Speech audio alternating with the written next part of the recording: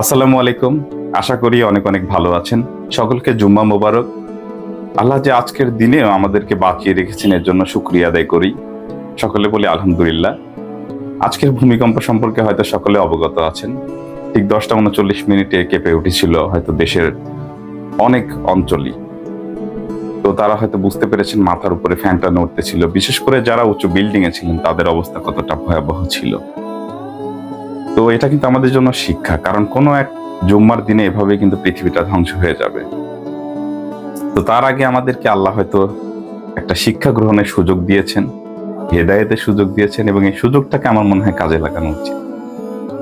আমাদের উচিত নামাজ দিয়ে দিনটাকে শুরু করা। একটা সময় নামাজ পড়তে পড়তে আপনি বিভিন্ন ধরনের অশ্লীল কাজ থেকে বিরত হয়ে যাবেন। একটু চেষ্টা করে দেখেন।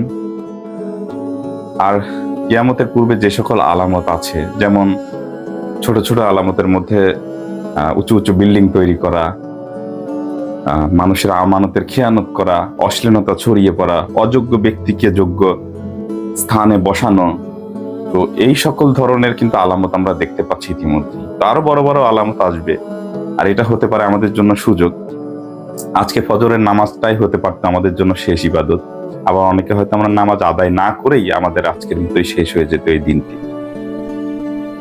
তো জীবনের শেষ দিনটি হতে পারতো, সেটা থেকে আমরা শিক্ষা নিয়ে আমার মনে হয় আমাদের এখান থেকে সামনের দিকে আল্লাহর পথে চলা উচিত। ভালো থাকবেন। দেখা হবে অন্য কোনো ভিডিওতে। আসসালামু আলাইকুম।